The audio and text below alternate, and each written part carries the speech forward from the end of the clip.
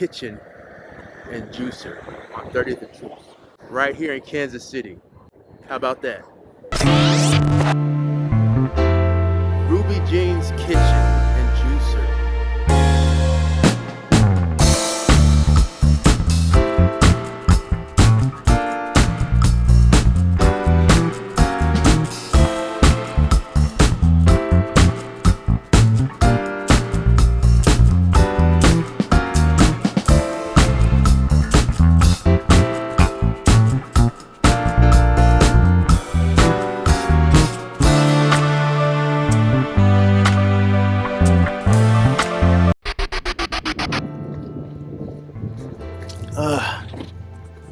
I'd say it's pretty good. My main question is that making sure that the vegetables are mixed pure, like from vegetable and not like a pulp or a powder. I really can't tell honestly with this. The juicers in the back, I like to see them do it right in front of me. You always gotta pay attention. It's good. They get a 5 rating.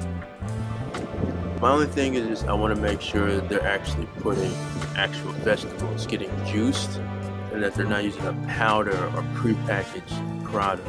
You want it to be fresh and right at that moment. That's when you get the most nutrition. You start being vegan a little bit longer. You start getting particular. I had to check out the Whole Foods. But check out what kind of juice spot they have here. Check this out. Look, what is that behind me?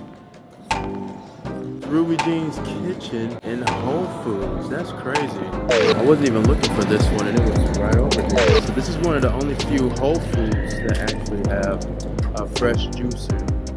Or maybe they're starting to add them. But this one here, the Whole Foods near the plaza, I believe it's brand new. They just built it.